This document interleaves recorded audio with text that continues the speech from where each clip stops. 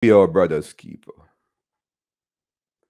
And being our brother's keepers mean assisting Afreen Ramjeet. There's a thing that is called crowdfunding. And what crowdfunding means is that in order to get a project done, in order to send is there, cannot lose it. Yeah, cannot lose well, it. I tell you, I was in when I went to London to do my masters. Yeah. I walked around in my Clarks. I had these nice brown Clarks. I used to walk around the streets. Okay. Yeah. I'll tell you something. I walked around one day and a bunch of girls and guys were around. Like I had to walk past them. I was like, yo, Yardi! Like from JA, you know, bro. Yeah. So I was like, yo, I want power that JA, want to learn the culture down here.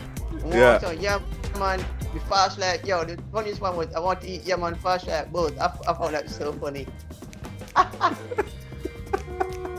So funny, it was so funny. Yeah, we do find it funny and then they laugh at it and yeah. The stadium is literally, I could walk to it. You know what I'm saying? It's right down the street. Yeah. They moved down here. You know what I'm saying? So they've definitely just been growing the area. The area's been growing ever since then. So, cool.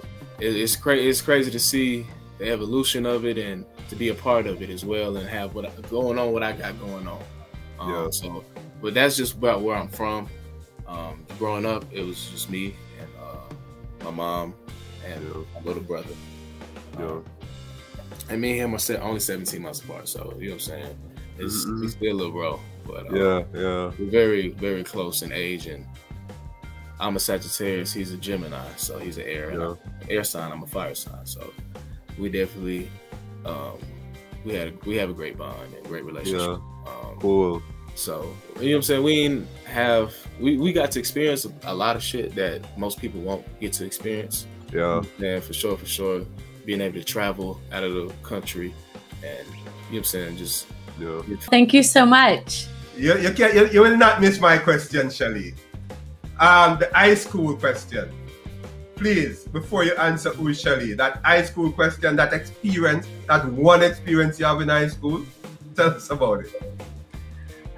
The one that came to my mind is when I was in high school, the girls played football and the boys wore the cheerleader uniforms. And the girls played on the field and the boys were the cheerleaders, and it was quite an experience for sure. Yeah, a memory for sure. Switch roles, right? Yes, we switched roles and the girls were mean. Oh! Interesting. Shelly, who is Shelly? Who is Shelly? I am a mother of 4. I am a college graduate, and I am currently the CFO of College Ready. Okay. What was Shelly's childhood period that you believe is enjoyable? You tend to want to regress to it. You know, we tend to want to regress to it because no doubt about it, we tend to want to grow up when we were children. But when we look back as an adult, we say, hey, I wish I was a child again. In most cases, it depends, you know. Yeah, I love that. Yeah. I've also seen people tend to regress toward those periods in their childhood where they experienced trauma and where they didn't have an opportunity to develop properly. So we have a family friend who's diagnosed with very severe depression, and through many months and years of therapy, it seems like the root of his depression has a lot to do with a particular period in his childhood where, well, he went to boarding school as a very young person, like a 6-year-old, and that's kind of where it began. But yeah, there is a tendency to like stop. I think, I don't know what it's called in psychoanalysis, but it's, you almost pause or stop developing. Hey, pay attention to the teachers that really you really enjoy, and then just you know, if you're intentional, they could be lifelong friends. So yeah, that's what I would tell people. Yeah. You know, I'd like to say hi to Miss Nola Hill. Miss Nola Hill, Jerry, she was my 4th grade teacher. And she's still alive. We are still communicating. Wonderful. She pushed me hard though. You know, yeah. and I appreciate her for that. I Miss Hill, still alive, still going. I love it, love it. Okay, Jerry, if you could talk to your younger self, what would you say to your younger self at this point? Yeah, great question. The first is to let go of people who insist on disagreeing with you, no matter how strong a case you make. And I'll give a quick example. So, at one point in high school, there was an acquaintance who basically kind of made fun of my stance about the physical fitness merits of dancing and social dancing and things like that. And he was just like, how much of a workout can you get? Just like throwing your arms and legs around for like half an hour. And I just remember and she escaped from that relationship, which is great for all of us. But as a little girl, I always wanted that, I wanted to be daddy's little girl, and he did nothing to contact me, to be in my life. And so as a young child, I always thought, gosh, well, if my own father doesn't love me, I must not be very lovable. And if my own father doesn't think I have worth, I must not. And so that kind of began the journey of my life. And through that abandonment of my biological father, she married a wonderful man who adopted me when I was 6, but he was human, and it was a very difficult thing for him. And so I kind of spiraled out of control into eating disorders and alcoholism and addiction. And I was in some dating violence situations in my youth, and sexual violence, and I got married to a man who was also abusive, and divorced him eventually, and started to get back to healthy and healing. And now I have an amazing husband and 3 great kids, and but it's still a journey. It was a journey getting to that place. And as a recovering alcoholic, and recovering from a whole lot of things, including a lot of coffee. So don't do anything in moderation. But it really brought me to a place where I wanted to work primarily with women at the time who were living their lives in addiction. And what happened to you when you were growing up that caused you to have pain points that are now causing issues later on in life, with either pornography, too much sex, prostitutes, those types of avenues, especially if you're married? That, of course, is not the way to go. Yeah. Before I go into how you get started in this era and so on, I'd just like to find out from you, why do some men what do you think, become addicted to sex, pornography? Why do some men get addicted? What do you think? I really believe it's the inner child. They did not get something as they were growing up, or something happened to them that caused trauma, that they are now trying to find a way to comfort themselves because they weren't comforted as they were growing up. Yeah. So it's sort of a fixation. All right. What are some of the deficiencies in relationships that may lead to this sort of addiction? Well, one of the problems with addicts in general is that we're selfish and we're self-centered as a general rule, which means that we're not paying attention to our spouse or those around us, and we are so focused on our addiction when we're going to connect again. Those kind of situations. And so we've learned. Okay, right, Prof. So I love to kind of ask my guests this question. A lot of them shy away from it, but I'm hoping that you will not. Tell us a bit about your childhood. I certainly will. My parents are German, and they came over right after World War II.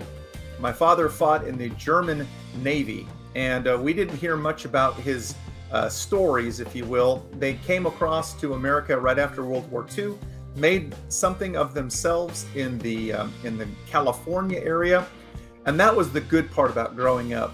And the bad part about growing up is both of my parents had a pretty bad challenge with alcohol. Both of them were alcoholics, and they passed away at an early age. So I would say a lot of my growing up was by myself, trying to be the parent.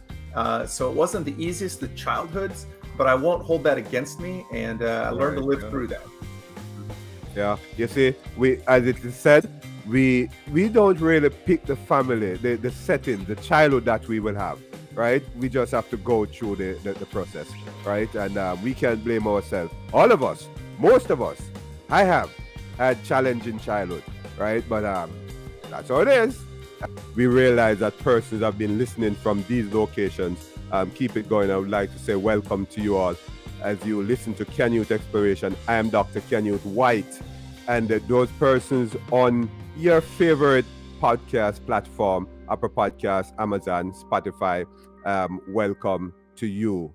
I have a very important guest with me today, and I'm going to invite her into the studio and ask her a few questions. She's going to be talking about a lot of things, her experience as a child, and you know, she's going to be telling you about her company, and she wears so many caps, right? And we are going to be talking to her about some of those caps that she wears, right? Different colors, different sizes. Right, well, let's hear about it. Hey, Natasha. Right. Hello. Welcome to Canyouth Exploration, your topic in a podcast. It's nice to have you here with me this afternoon, this evening, this morning. Depends on where my audience are at this time, right? But I want to find out, who is Natasha Wright? Wow, that's such a question to start off with. Well, before I continue, I just want to tell you thank you so much for extending such an invitation to me to be a part of this amazing podcast that you have going on that is getting traction from all over the globe. Isn't that awesome? We're able to just squeeze the world in a little bit tighter to reach all these different areas. Now, who is Natasha Wright? Well, I am a fun-loving introvert that works in an extrovert field. I am a recruiter. I am a wife, a mother, an entrepreneur. I am a United Nations ambassador, and also a co-founder of a company called Mind Food International. But if you were to put me in one word, I would prefer the word inspiration.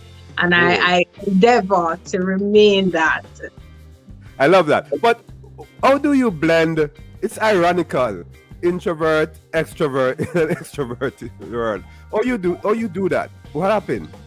Yeah, I get that question all the time, but it is actually something that is quite common. So my natural style of just doing life is to be tucked away somewhere, listening to music, watching something, probably writing, reading. However, because of the sphere that I'm in, I find myself in rooms with hundreds, thousands of people speaking. I'm always conversing with people as a HR consultant. I'm always in the field, working with teams, working with individuals.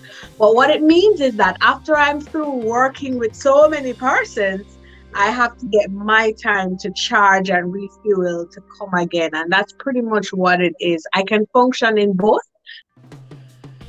Sex, drugs, and rock and roll. That's what was going on, because I was looking for love in all the wrong places. Do you know that song, Dr. White? Yeah. Sing that. Let me hear it. Give me a bit of it. Looking for love in all the wrong places. Yeah, you don't want to hear me. Yeah, I got it, Melody.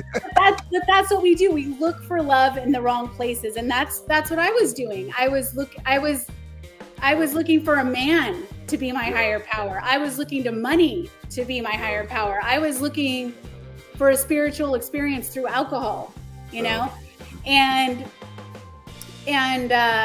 for a long time, I thought that was working. It looked like it was, you know, I mean, maybe to society's eyes, it looked like it was working. And yet, you know, I'd find myself when I was alone crying, and I felt stuck, and I felt trapped, and I didn't feel good about myself. And it really was, it was a painful place, because I was always feeling sorry for myself, and I was looking for love. I wanted to be loved. I wanted to feel love. And I really wasn't looking in the right places. And so that's how I came to this thing, to this place of, I have to figure out a way to cultivate love from within, instead of relying on, you know, money, people, places, and things. Because what happens is any of those can be taken.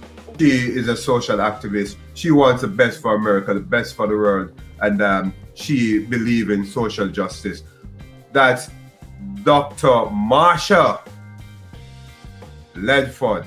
And she will be with us shortly, and we'll be talking about a number of things. But in particular, this thing about political theology is very interesting. A lot of people may not know, I had spent some time in theological seminary, and one of the things that I've learned in my first year in seminary is that there's this thing about blending psychology with theology. Those of you who know me know that I'm a psychologist, and I love psychology. I always say psychology is my baby, and blending it with theology was sort of challenging. I would love to know, to hear how Marsha will blend theology with politics. Let me welcome Marsha. Marsha Ledford, Dr. Marsha Ledford. How are you doing, ma'am? I'm very well, thank you. Thank you for the opportunity, Canyouth. I appreciate it. You're welcome, ma'am. Nice to have you, and I'm sure I'll be learning a lot from you, and my listeners and viewers will be learning a lot too.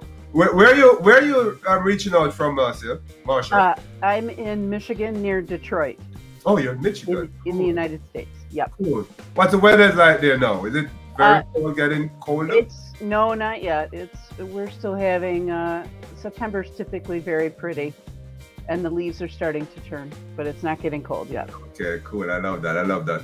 Marsha has been having some challenges, guys. Those of you who are viewing, so my apologies. On behalf of Marsha, we had tried some technical challenges.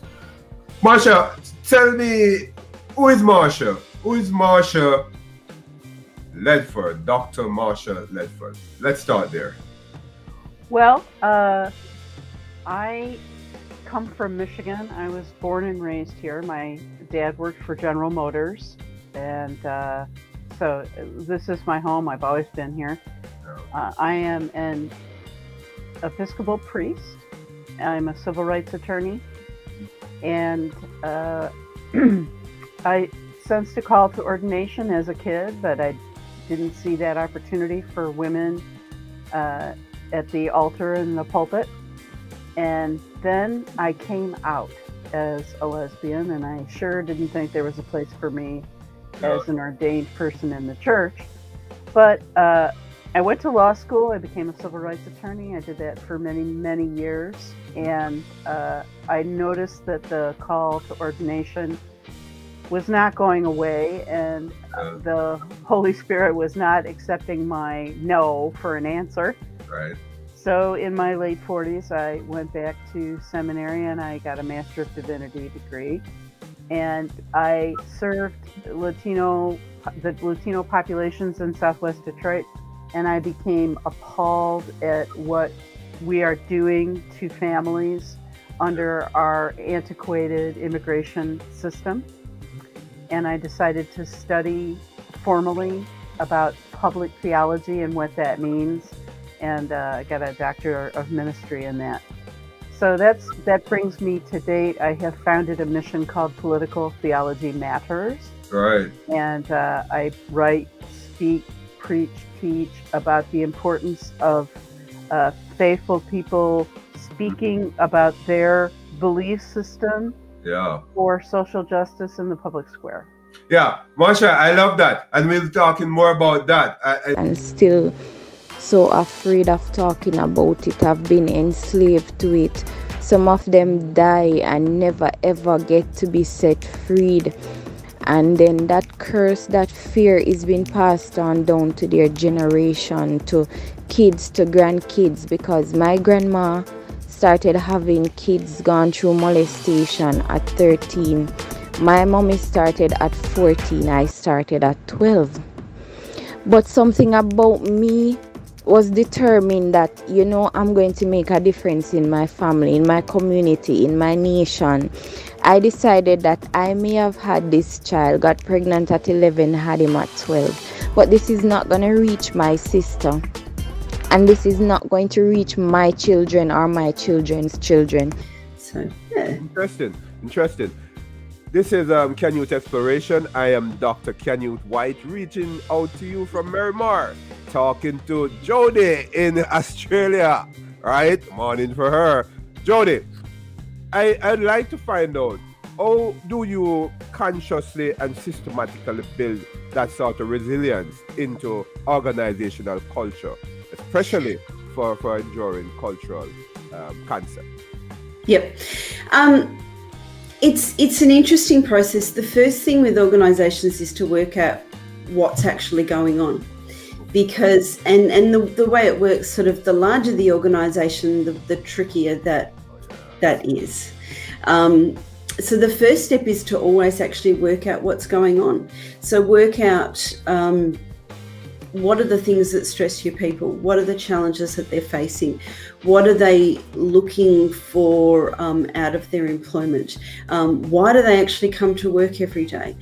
So to get the first step is always get a really, really accurate picture of what's going on. And there's various ways of doing that. And organizations do that to various degrees of effectiveness. Yeah, I know, right?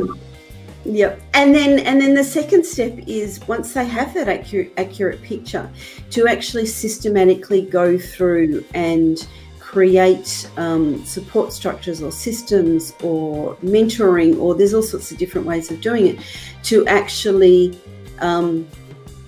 highlight the strengths. And Rich Lewis.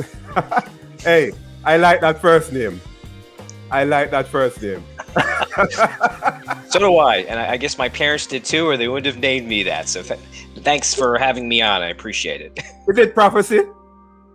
I'm sorry? Is it a rich prophecy? They were prophesying that, okay, my son is going to be rich. That could be the case. That could be the case. Yeah, that's all right. That's okay. I'll ask them after the show. Okay, that's okay, Rich. What I want to find out though a bit, Rich, tell us who's Rich. We talk about Rich. Who is Rich Lewis? Let me say that properly. Who is Rich Lewis? Let's hear that. Sure. Rich Lewis is 55-year-old man that practices centering prayer, which we'll talk about on the show. Right. Rich Lewis is married to my wife, Trina Lewis, since 1993. I have 3 children, a 24-year-old son, a 19-year-old daughter, and a 13-year-old son.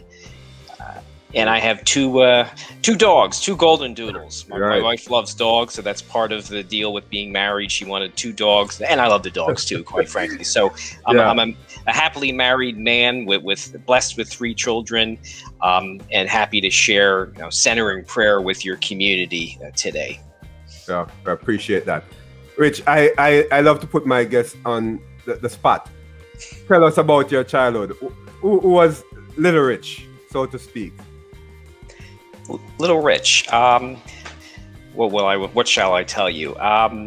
Little Rich played soccer as a youngster, so I played 5 or 6 years of soccer, so I enjoyed that. Little Rich enjoyed playing. I grew up in Pennsylvania. I currently live in Pennsylvania in the United States, but Rich grew up. He's from Canada, right? And I want him to answer my question. I hope he's prepared. What was your favorite childhood game and why? Let me let my guest in, Sam, at this time. Sam, how you doing? I am hoping that you're ready to answer my question, Sam Theora. What was your favorite childhood game, and why, Sam? Well, thank you for allowing me the opportunity to share today and to be a part of this podcast. Growing up, my childhood games, I mean, there was a lot that we used to play. Part of it is we grew up in a day where in a time when there was no internet or video games, so you had to really make up your own games and have fun. I heard you say hide and seek, and we had a lot of fun doing that and playing in different parts of our neighborhood and areas, especially because we don't live too far away from the forest. So we used to just go into the forest and play there.